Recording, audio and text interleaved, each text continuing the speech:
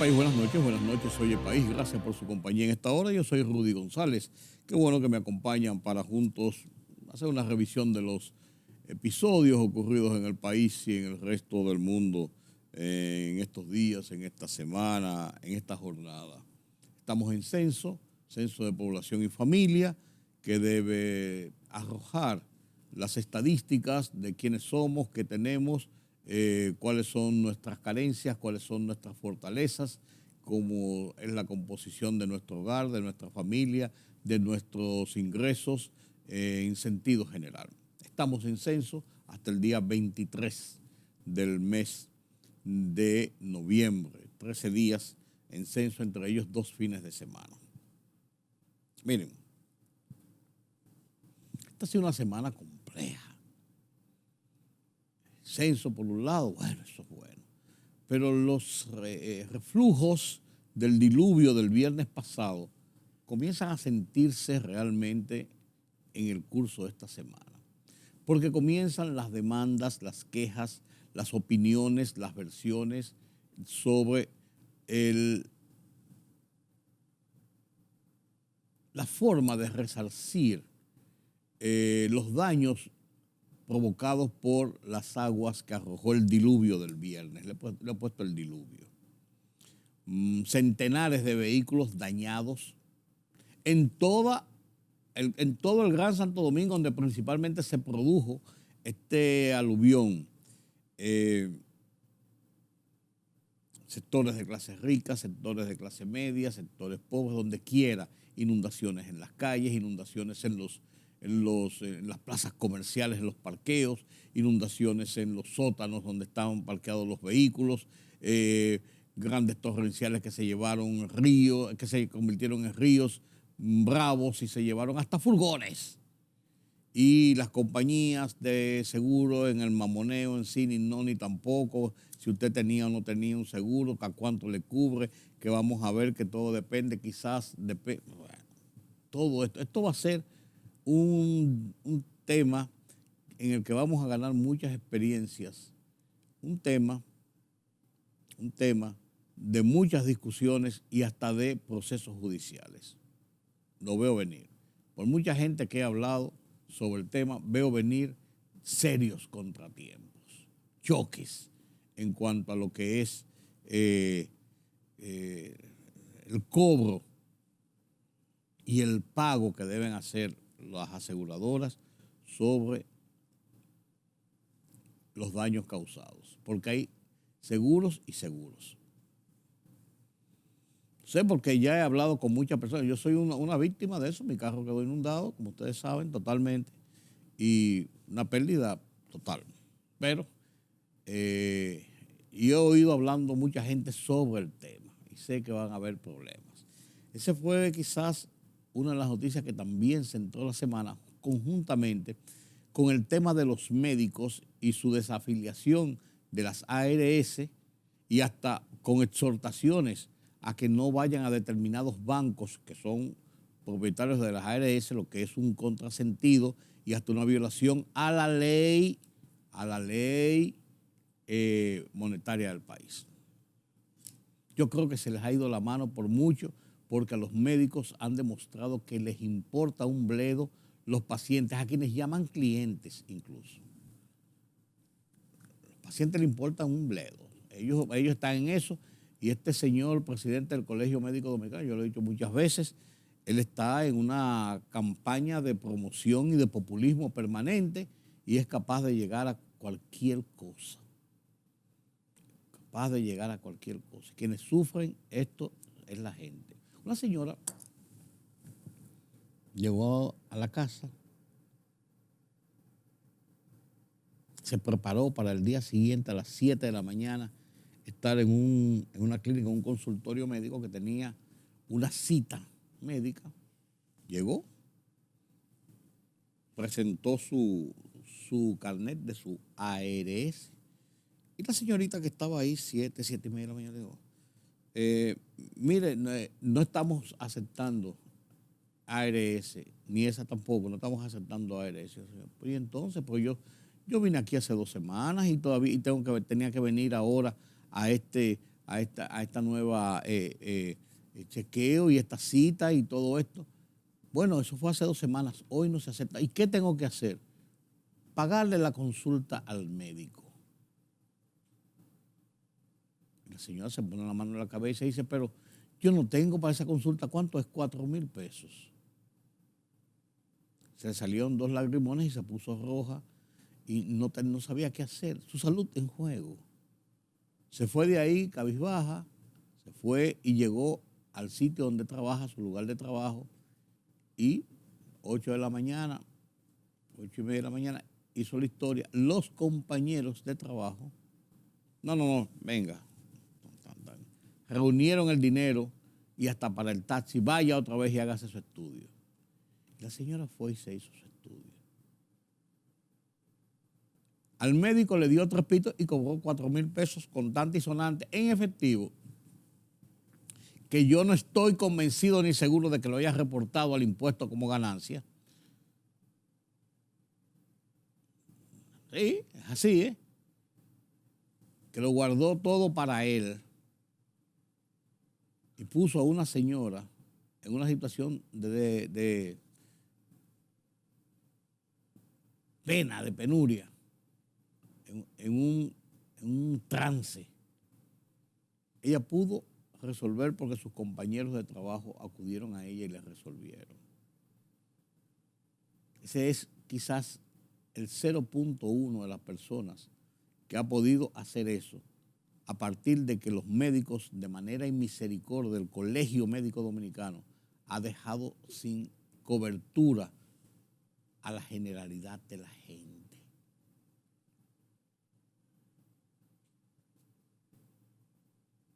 Muchos de esos médicos que estudiaron en la UAS, financiados por nosotros, con nuestros impuestos.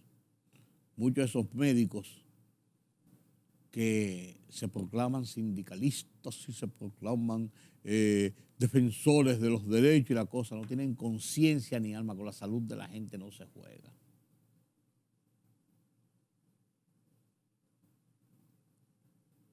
Qué penoso estar asistiendo a situaciones como esta. Yo decía ayer en el programa de radio, señores, van a provocar o van a obligar a una acción violenta del Estado contra este abuso de los médicos. Cuando hablo de violenta no quiere decir con la fuerza bruta, pero una acción de fuerza, porque si el gobierno no lo hace, el Estado no lo hace, estará siendo cómplice de esta situación. Porque como decía el doctor Jesús Félix Iglesias, superintendente del Sistema de Salud de República Dominicana, él personalmente ha hecho todos los esfuerzos en reuniones, en cosas, lo dejan plantado, le abandonan una reunión airados y lo acusan de estar parcializado. O sea, él es la autoridad y ha hecho todos los esfuerzos por llegar a diálogo, por sentarse en una mesa de conversaciones y negociar esta situación para que los pacientes, los enfermos, no sufrieran de esto, de este drama. Pero ellos no quieren. Después vendrán las lamentaciones. Los pueblos soportan hasta un momento. Los pueblos y la gente está harta de abusos en su contra. Y esto de los médicos es un abuso en contra de la generalidad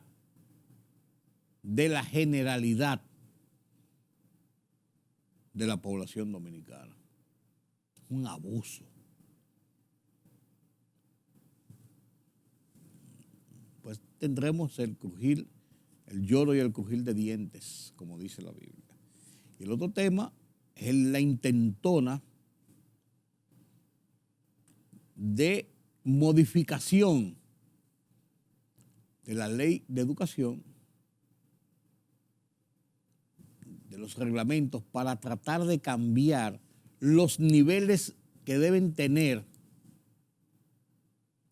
los que accedan a tener una titulación para maestros, las exigencias que deben tener, en vez de ser más rigurosos para que los que se planten en una aula frente a los alumnos, tengan todas las fortalezas del conocimiento, de la capacidad para enseñar, entonces la querían relajar, o sea, bajarle la categoría, bajarle el nivel para que cualquiera pudiera entrar. Y eso sobre la base de que los aspirantes, en una gran proporción, más del 60%, no son capaces de pasar los exámenes siquiera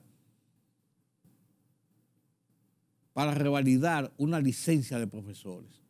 Son analfabetos. Y ahí está el problema de la educación dominicana, que lo han querido derivar en el tema de que si las aulas, que si que las escuelas. No, ese es un problema, el problema serio que nosotros tenemos, amén de los líos cotidianos en el INAVIE y el desayuno escolar y los útiles escolares y las tabletas y los libros electrónicos, las butacas, que por cierto, dice el ministerio que rescindió los contratos para la construcción de cuántas, de qué sé yo, cuántas miles de butacas, a ver si lo encuentro por aquí, de qué sé yo, cuántas miles de butacas, simplemente rescindieron el contrato y ya, pero el mismo ministro había dicho que de las qué sé yo cuántas miles, perdón, que se contrataron, no se entregaron, pero mucha gente cobró el 20% de adelanto y entonces se quedó así. Usted no entregó, usted no cumplió y se quedó así. No dicen más nada, simplemente se rescindieron los contratos, porque así es que se está actuando.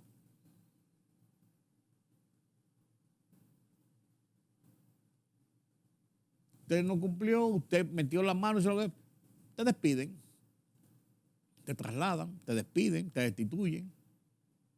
Pero más nada. No, te desvinculan, que es la palabra de moda. Te desvinculan. Pero más nada. Perdón, señores, tengo un principio de tos. Entonces, lo que querían meter por debajo de la puerta, la gente del MESIC, de la educación superior, el periódico Diario Libre, consiguió unas informaciones sobre lo que se pretendía en la reunión de este viernes del Consejo, lo reveló y todo el mundo dijo que no, pero después comenzaron a decir, sí, bueno, lo primero, la vicepresidenta dijo que eso no se había contemplado, que eso no estaba en ningún sitio, que eso no es así. Y el ministro, no sé de qué se trata, qué sé yo, que la gente de Educa, me estaba entrevistando, no sabemos de qué. Después todos dijeron, bueno, sí, se ha hablado de eso, hay un plan, hay algunos sectores que están en eso, que se tiene, que se yo cuándo, pero hemos decidido no someterlo en esta reunión del viernes. Sí había el plan, no pudieron ocultarlo y tuvieron que admitir que sí había el plan y lo iban a pasar por debajo de la puerta. ¿Con qué propósitos? Para tener educadores menos preparados, entre otras cosas, para meter a quién o a quiénes al sistema, aún con una calidad pésima. ¿Con qué propósitos? ¿Para satisfacer qué? ¿A quién? ¿A quiénes? Entonces lo que estamos exigiendo es calidad en la educación. Andan por las ramas en otras cosas, porque hay altares que no se tocan.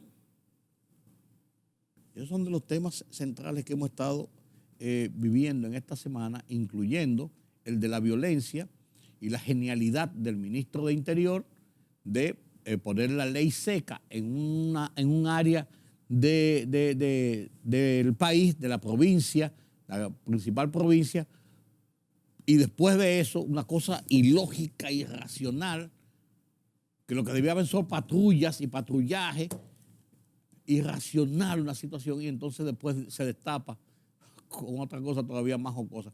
No es que la delincuencia y la violencia se producen entre 1 y 3 de la mañana. Entonces se produce la violencia y la delincuencia entre 1 y 3 de la mañana en esos sectores. Usted penaliza a toda una sociedad, impone la ley seca, tranca los negocios,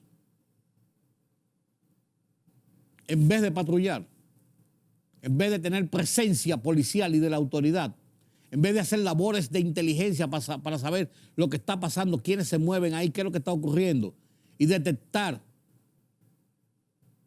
el planeamiento incluso de los delitos. Eso es irresponsabilidad y eso es un bulto. Y así estamos hablando de que no, aquí la violencia se ha disminuido, aquí las estadísticas dicen. En esta semana tirotearon a un teniente coronel de la policía retirado que había sido jefe de operaciones en la zona para quitarle el arma. Y lo de Santiago dice apágate y vámonos. Santiago le han tirado los muertos en los pies todos estos días a la autoridad. Han fracasado en el tema de la violencia. Entonces, con todos estos bultos, pero hay un ministro intocable que dice lo que piensa, lo que cree, lo que piensa, y está bien.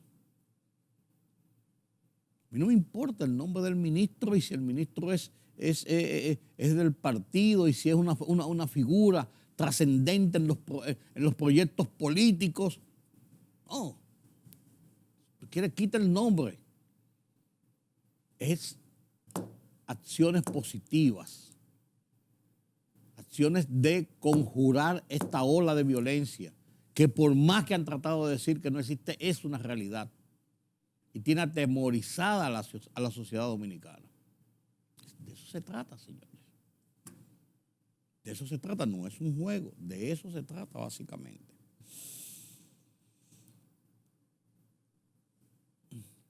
La salida de Julio César Valentín del PLD tiene sus aristas. Y hay muchas versiones que circulan de los por qué y los por dónde. Cada uno, con sus decisiones, hace lo que quiere, son sagradas y son políticas. Yo particularmente siempre me he renegado, me da estupor las transiciones, para no decir los saltos, el transfugismo. Me causa estupor. Y me causa dolor incluso cuando personas conocidas hacen este tipo de acción, cometen este tipo de acción con el mayor desparpajo y en medio de entonces tratar de anular todo un procedimiento y toda una vida porque sus apetencias personales no las sienten satisfechas. Punto en este tema. En esta semana converso sobre el tema de cómo el caos en el tránsito, en el sistema vial en República Dominicana, es una epidemia y cuyos actores principales no es la gente, que son parte de ese problema, por indisciplina, por falta de educación, por violadores de la ley, por todo esto que usted quiera. Son parte del problema, pero que los principales problemas son las autoridades. El IGECET, el Intran, todos esos organismos populistas de pose que han convertido la ciudad en un verdadero caos y andan diciendo que están buscando vías de solución y lo que hacen es que fomentan más el caos. Fomentan más el caos. Y cada vez que usted dice, no, porque hace 30 años aquí se andaba en burro y ahora se anda en motores. No hable de 30 años, bueno, lo que está pasando ahí, ustedes lo pusieron ahí para eso. Ineptos. Comento ese tema en mi columna Oye País en el Listín Diario esta semana. Y la titulo el porqué de mis críticas. A propósito de que alguien estaba criticando las críticas que yo hacía. El porqué de mis críticas y lo comparto con ustedes a continuación.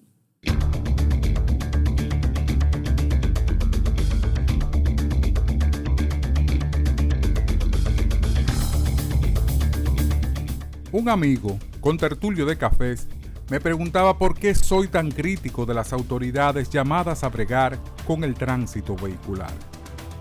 Mi respuesta fue sencilla: por su ineptitud, incapacidad, incompetencia, torpeza. 2 ejemplos. La semana pasada el Intran dijo que se había detectado que un camión mezclador de cemento había bloqueado más de la mitad de una calle altamente concurrida mientras vertía en una construcción, lo que causó un colapso en el polígono central.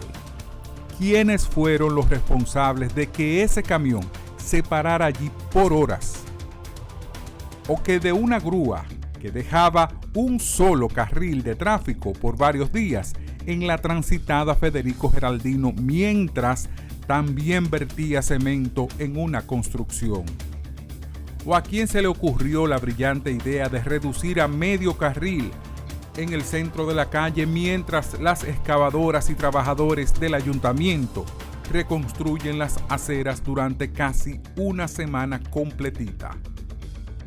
Otra, ¿cómo es que 6 agentes de DGCET parados en la Tiradentes entre México y 27 de febrero, sur norte, deteniendo a alegados violadores de la ley, bloqueando hasta 2 carriles de 2,5 que tiene el tramo, en lo que levantan la infracción a pocos metros, mientras en la Tiradentes con 27 se desarrolla un verdadero pandemonium, porque los vehículos se trancaron en medio de la intersección? Esto es apenas un granito de arena en el mar del desorden en que las autoridades tienen sumido el tránsito vial en la capital. Y no quieren que los critique. Por Dios.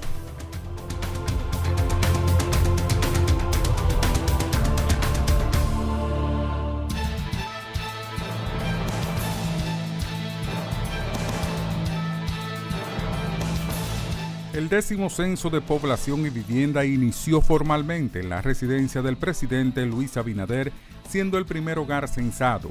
El primer mandatario hizo un llamado a la población para colaborar con los encuestadores que asistirán a los hogares y señaló que los que no confían en el censo están equivocados. Las autoridades detuvieron a 2 dominicanos que llegaron a la costa oeste en una yola con 851 libras de cocaína valoradas en más de $7 millones. La embarcación fue avistada al oeste de la isla de Desecheo. En un avión de la Oficina de Aduanas y Protección Fronteriza en Puerto Rico mantuvo contacto visual con la embarcación, por lo que pidió a una de sus unidades en Mayagüez que lo interceptara. El Centro de Operaciones de Emergencias COE emitió una alerta verde para 5 provincias por posibles crecidas de ríos, arroyos y cañadas, así como inundaciones repentinas o urbanas, debido a que una vaguada favorecerá para que se registren fuertes lluvias. Las provincias en alerta son La Altagracia, San Pedro de Macorís, El Ceibo, Atomayor y La Romana. El Ministerio de Educación de República Dominicana reveló que ha rescindido los contratos a 12 empresas a las que a la fecha todavía no han honrado el compromiso de entregar más de 100,000 butacas por un valor conjunto de unos 239.184.809 pesos.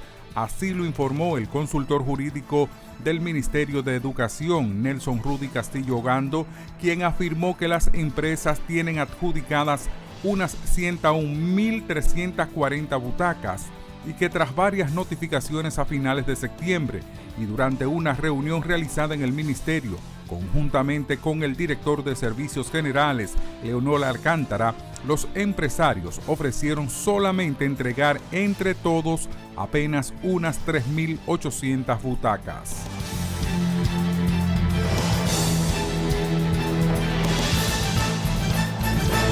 La libertad solo reside en los estados en los que el pueblo tiene el poder absoluto. Por el respeto a los valores democráticos y la dignidad del pueblo dominicano, El Rumbo de la Tarde, plural, objetivo, comprometido siempre con la verdad. Con Georgie Rodríguez, Rudy González, Diulca Pérez y Ramón Colombo. Los poderosos ya están en el aire.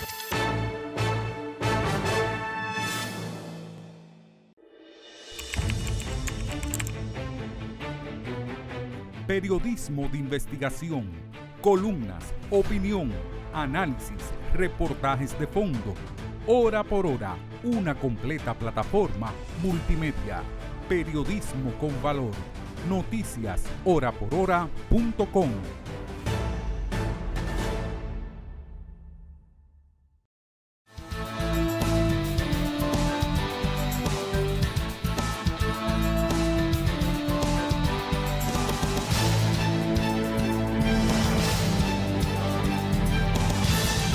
Esta semana conversaba con un joven comunicador, político, ha pasado por posiciones importantes en la política partidista dominicana en los últimos tiempos, diputado, y hicimos un repaso desde su visión, cuál es el escenario de la política, del ejercicio de los partidos de cara a las elecciones del 2024.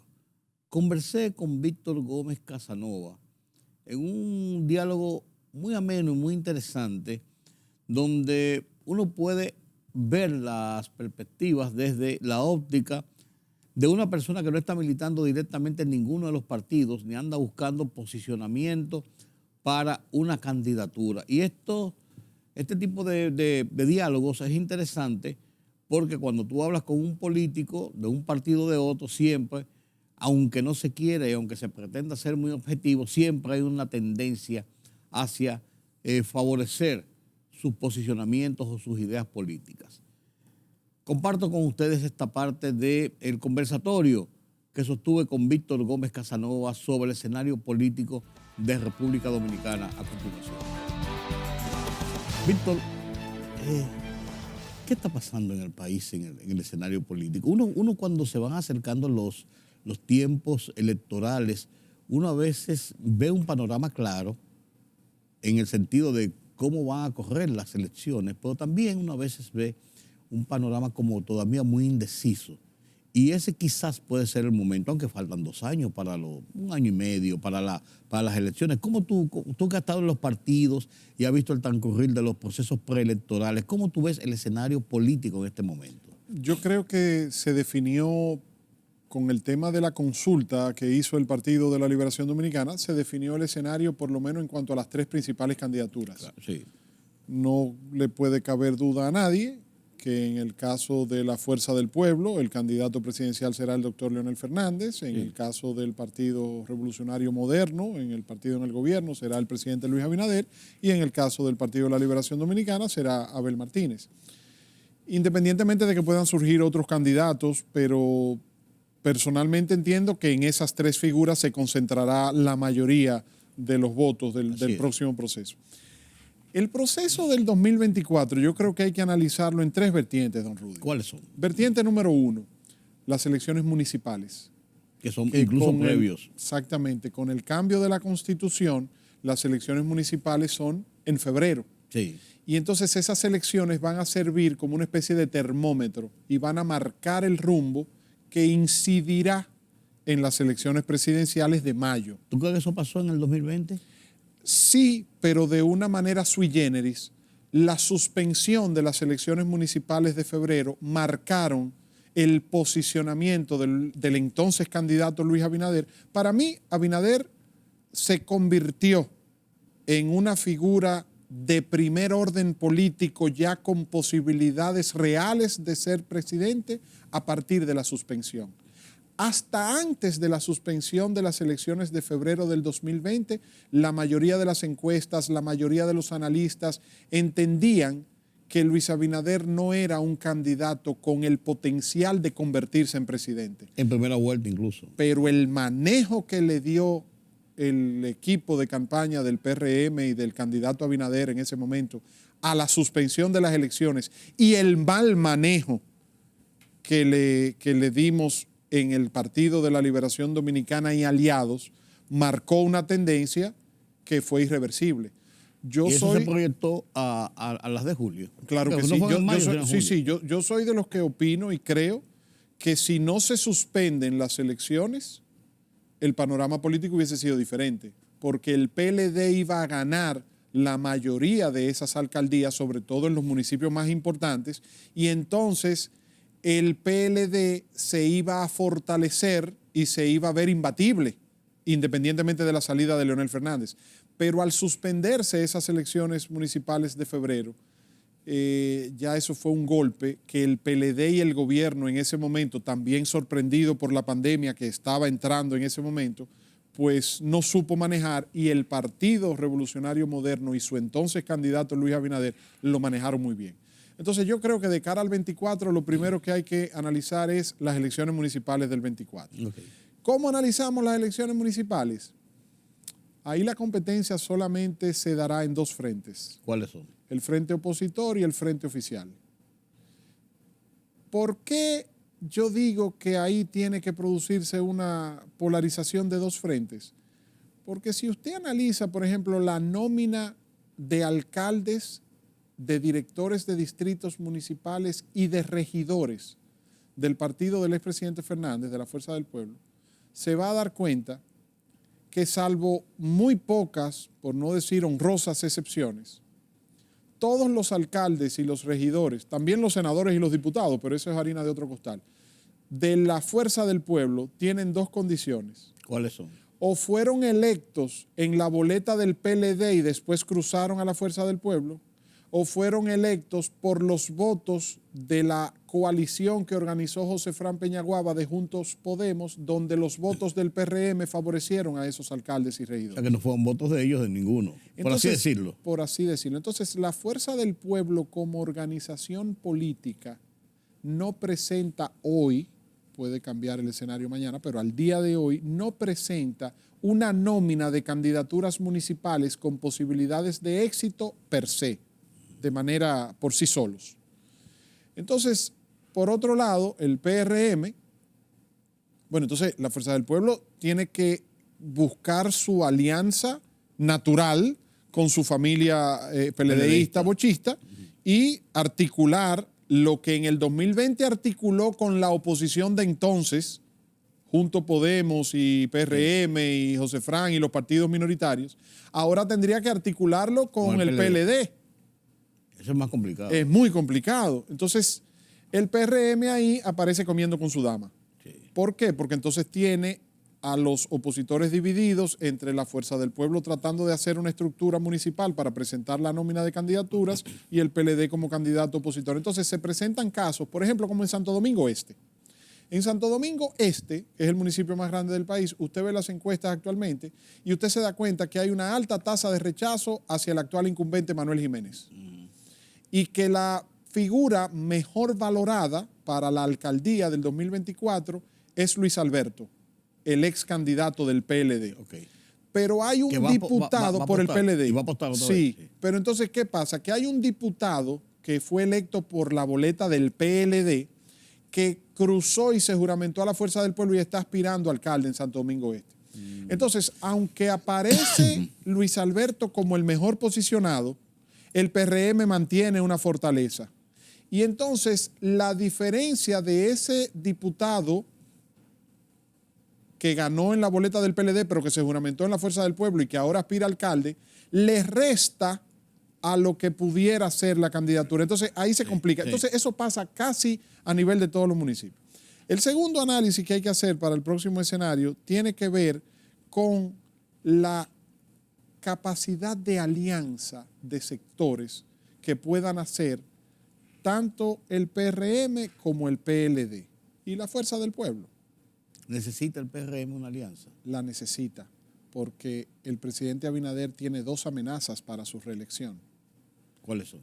La crisis económica mundial, que se proyecta de manera rampante a nivel mundial, Y es que un el factor 23 externo, se pero dice que va a ser bastante duro. muy fuerte, con un hándicap para el presidente Abinader, y es que al no haber sometido la reforma fiscal en el 2020, cuando resultó electo presidente, al haberla postergado, al no haberla sometido, ya ahora en un año preelectoral. Ahora es imposible. Exacto. Y la segunda amenaza que le veo al presidente Abinader es el 50+1. Pero también usted tiene que ver, don Rudy, que este es un gobierno que, independientemente de que haya tomado posesión en medio de una crisis, como la crisis de la pandemia del COVID-19, independientemente que le haya tocado gobernar con una situación de mucha dificultad económica a nivel mundial por la recesión post-pandemia y el tema de la guerra de Rusia y Ucrania y el enfrentamiento, la guerra comercial entre Estados Unidos y China y Rusia, porque esa guerra fría de antes era una guerra geopolítica, Sí. era una guerra ideológica. Ok, pero ahora es de bolsillo también. Poder, claro, ahora es de bolsillo. Entonces los norteamericanos tienen dos frentes abiertos, tres diría yo, en materia de política internacional. Tienen el frente abierto de China con la guerra comercial, tienen la guerra o los remanentes de la Guerra Fría abierta con Rusia y este tema de Ucrania y la OTAN y Europa, y tienen la situación de Medio Oriente, que no se puede tampoco sacar del panorama. Ni se ¿no? puede descuidar. Ni se puede descuidar. Así es. Entonces, independientemente de que la República Dominicana haya estado siendo gobernada en estos últimos 2 años en un contexto de crisis general e internacional, el presidente Abinader ha logrado sortear, ha mantenido el barco a flote y la República Dominicana se ha mantenido creciendo, la República Dominicana ha tenido una buena estabilidad, pero yo creo que ha habido una irresponsabilidad compartida, tanto de las autoridades del gobierno como de los dirigentes de oposición, en reconocerse mutuamente. Sí. Porque la República Dominicana hoy es un modelo económico envidiable, no solamente para América Latina y para los países de la América Central y el Caribe, sino de toda la región, sino del mundo.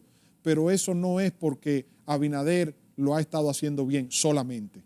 Eso es porque el presidente Abinader ha estado sorteando bien la crisis, pero tuvo un aval de una sustentación, de un buen trabajo que se ha venido haciendo desde hace años en lo que es la política de continuidad en materia económica, donde el gobernador del Banco Central jugó un papel determinante, ha jugado un papel determinante, y el presidente Abinader, al reconocerlo y ratificarlo en esa posición, lo admite. Pero también ha faltado de parte de la oposición tener la humildad de reconocer que el país se ha mantenido creciendo y que la crisis, si bien es cierto que es global y que ha afectado a todos los países en el mundo, a nosotros nos ha afectado menos que a otros. Eso es verdad.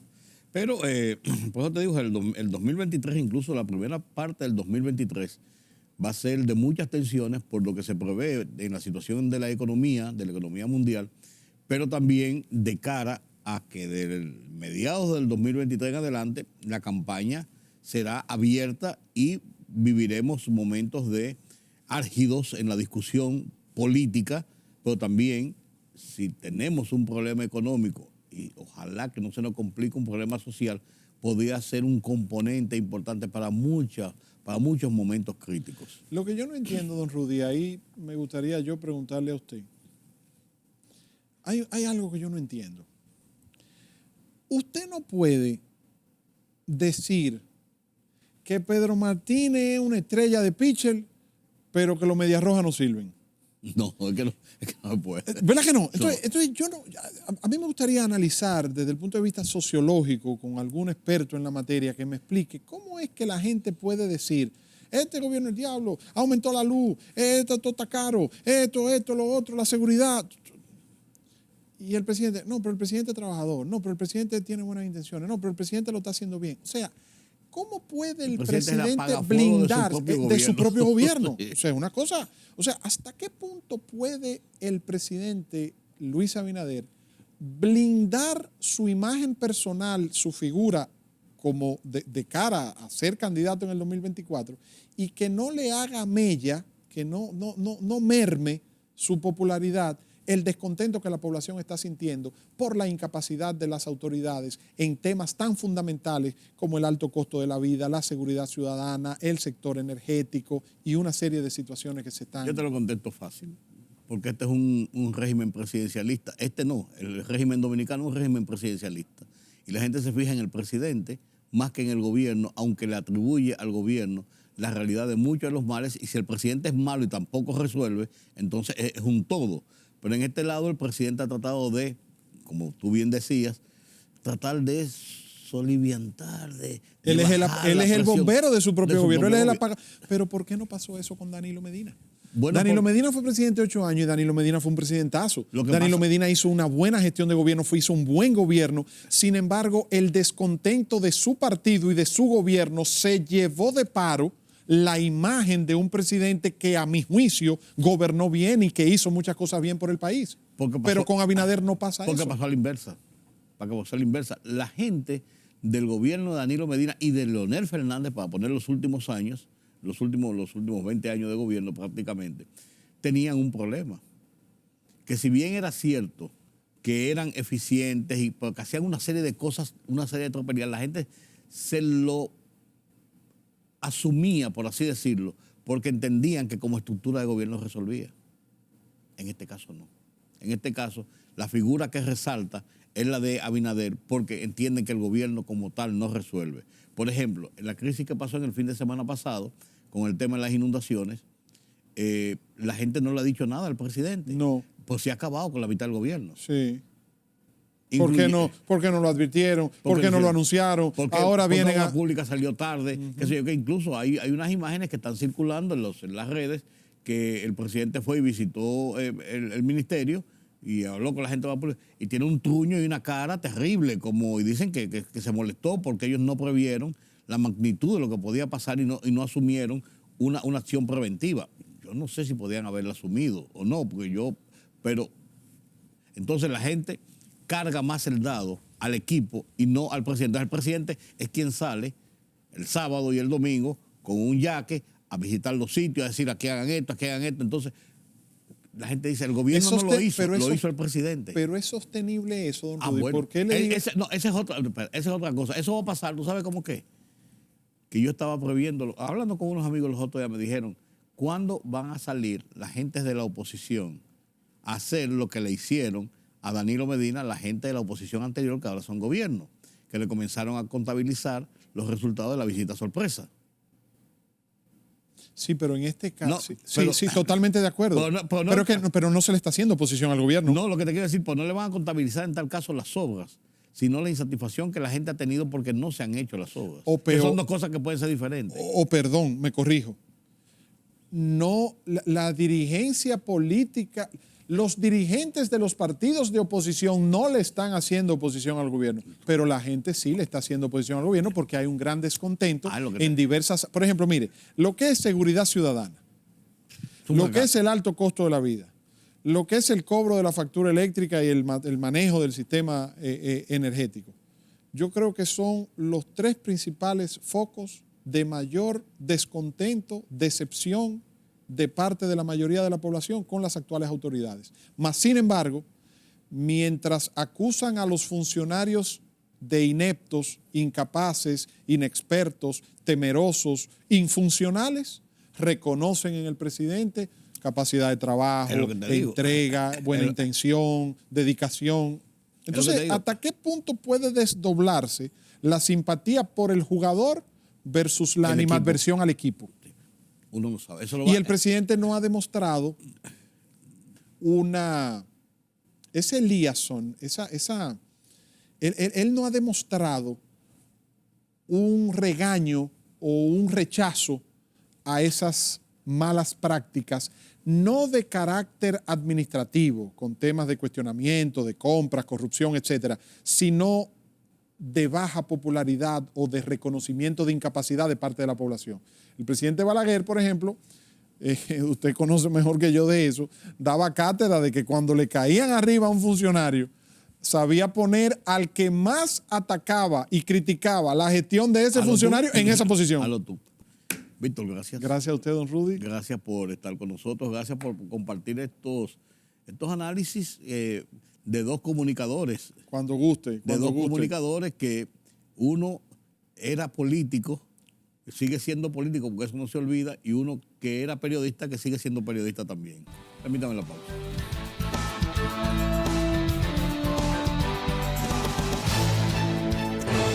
La libertad solo reside en los estados en los que el pueblo tiene el poder absoluto. Por el respeto a los valores democráticos y la dignidad del pueblo dominicano, El Rumbo de la Tarde, plural, objetivo, comprometido siempre con la verdad. Con Georgie Rodríguez, Rudy González, Diulca Pérez y Ramón Colombo. Los poderosos ya están en el aire.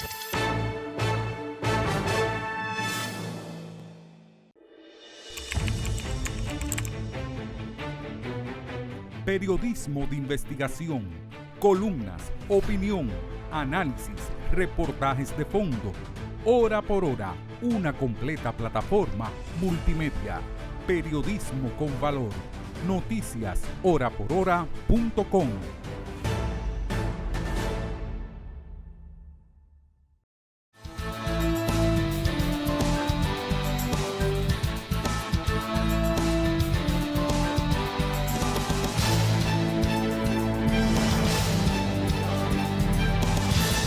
Lo que parece ser intrascendente, que parece ser parte de la diversión, los videojuegos. Los juegan nuestros niños, nuestros hijos, nuestros nietos, nuestros sobrinos, gente grande incluso, adolescentes. Los videojuegos y el crimen andan cerca, andan de la mano. Los carteles, los terroristas, los grupos neonazis incluso, han tomado esta arma para penetrar en las mentes, en los hogares, en los grupos, en muchos sectores de las sociedades para sus influencias a través de los videojuegos. Moisés Naim, un economista, escritor, analista de la realidad latinoamericana y del mundo, nos presenta este trabajo en su programa Efecto Naim en el canal 949 de Washington, D.C. Lo comparto con ustedes, no tiene desperdicios, los videojuegos y el crimen. Bienvenidos, soy Moisés Naim desde Washington. Encantado de estar de nuevo con ustedes. Como siempre, casi 3.000 millones de personas usan videojuegos para entretenerse. Eso es casi el 38% de la población mundial. Y es que con el pasar de los años, los videojuegos se han hecho cada vez más sofisticados, más complejos y más realistas.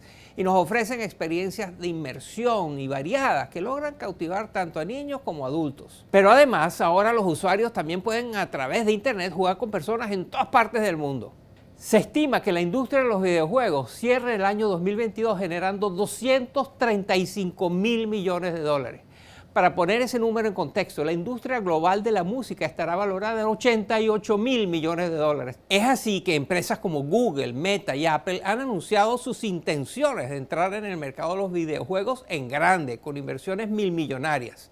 Pero los gigantes de la tecnología no son los únicos que están buscando aprovechar el creciente sector de los videojuegos.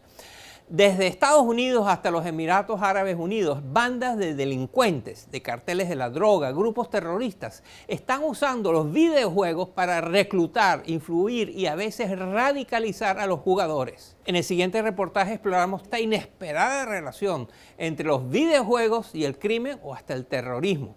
Miren. Desde hace más de una década, en Siria, se desata una sangrienta y complicada guerra civil. En ella participan actores extranjeros como Hezbollah, un partido militante libanés que Estados Unidos ha calificado como grupo terrorista. En 2018, Hezbollah quiso celebrar su presencia militar en Siria con el lanzamiento del videojuego Sagrada Defensa. Cuenta con personajes, armas y escenarios diseñados específicamente para avanzar la narrativa de Hezbollah sobre este conflicto. Este videojuego escribe la historia. Algunos expertos incluso temen que Hezbollah entrene a futuros soldados a través de los videojuegos. Pero no es el único grupo que ha visto en esta tecnología un arma para la radicalización, el reclutamiento y la propaganda. Los supremacistas blancos o aquellos que creen que la gente blanca es superior a las personas de otras razas, más bien han identificado videojuegos ya existentes para fomentar el odio. La ONG Liga Antidifamación realizó una encuesta sobre la comunidad de videojugadores en los Estados Unidos y encontró que un 8% de los adultos mayores de 18 años y un 10% de los jóvenes de entre 13 y 17 años de edad habían sido expuestos a discusiones sobre la supremacía blanca en los llamados videojuegos de multijugador. Galen Lamphere England, cofundador de una organización que investiga estos temas, nos explica cómo ocurre. Online multiplayer games. Estos juegos de multijugador tienen funciones de chat o de mensajería en línea que le permiten a los diversos usuarios comunicarse. Y es donde principalmente vemos este tipo de actividad. Otros juegos como Roblox o Minecraft, en los que los usuarios pueden diseñar sus propios universos o mundos, también están siendo abusados. We also see misuse in. Por ejemplo, jugadores neonazis han creado modelos de campos de concentración en Minecraft. Y es que el contenido que se crea o se comparte en estos videojuegos rara vez es monitoreado por sus desarrolladores o por las autoridades. Por eso, también se han vuelto un medio ideal para que los criminales alcancen a personas vulnerables. En México, los carteles de la droga están usando los videojuegos para reclutar a niños. Chris Dolby, jefe de redacción de la organización Inside Crime, investigó un caso en Oaxaca que sigue este patrón. 2 niños, yo creo de 12 y 13 años, adolescentes, jugaban videojuegos tarde en la noche, juegos con temas militares, ¿no?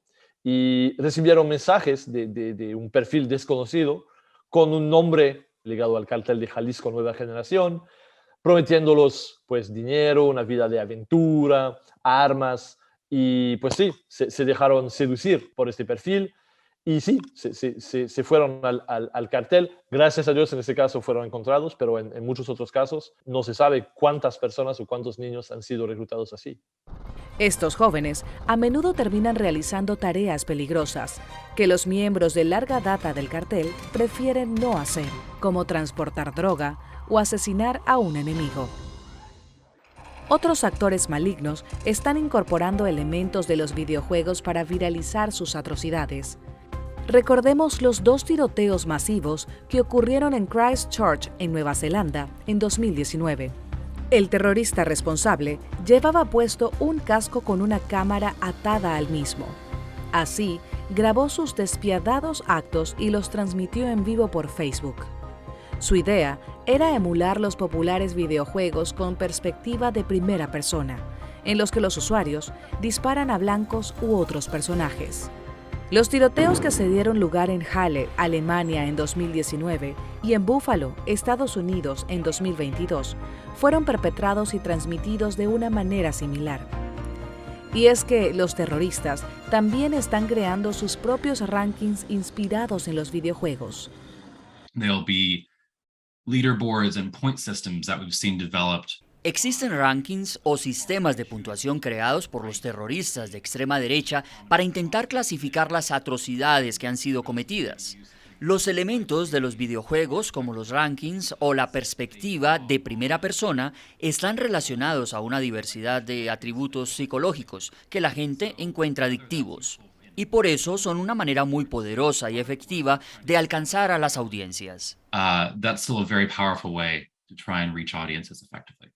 Esta situación ha suscitado denuncias contra los videojuegos de temas violentos, pero hay poca evidencia de que estos lleven a los usuarios a cometer actos de violencia en la vida real. Suelen haber otros factores que tienen más peso, como el entorno familiar, la salud mental o el fácil acceso a armas. Para expertos como Lamphere England, los videojuegos tienen un gran potencial para fomentar la colaboración, la creatividad y los lazos entre personas de diversos trasfondos. Pero mientras no haya mejores políticas de moderación de contenido y de monitoreo de las plataformas, los criminales y extremistas seguirán abusando de estas características para avanzar sus propias agendas. Pedro Vargas nos presenta las internacionales desde la redacción central de Oye País.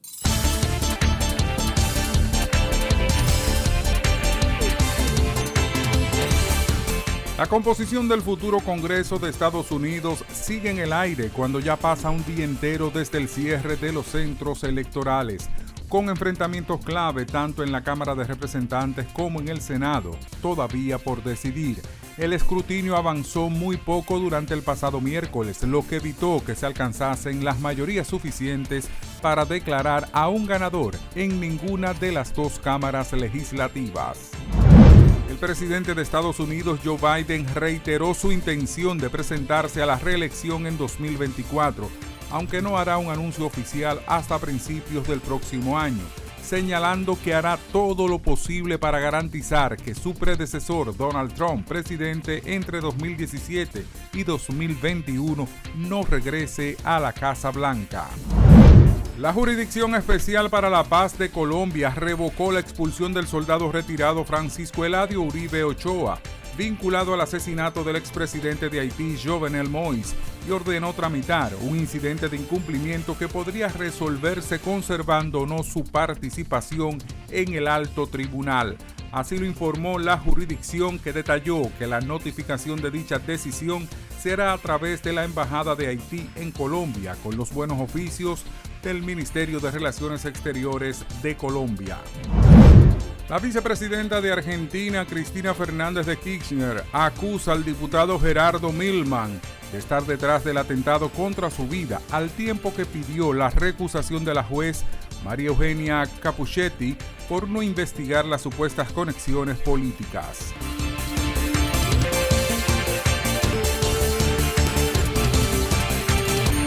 Llegamos al final de esta emisión de Oye País. Gracias por su compañía en este día, a lo largo de esta semana, con las lluvias, con la violencia, con los médicos, con todo esto que estamos viviendo a diario y con censo. Claro, estamos con censo también. Nos vemos en la próxima. Yo soy Rudy González. Pasen un feliz resto de la semana.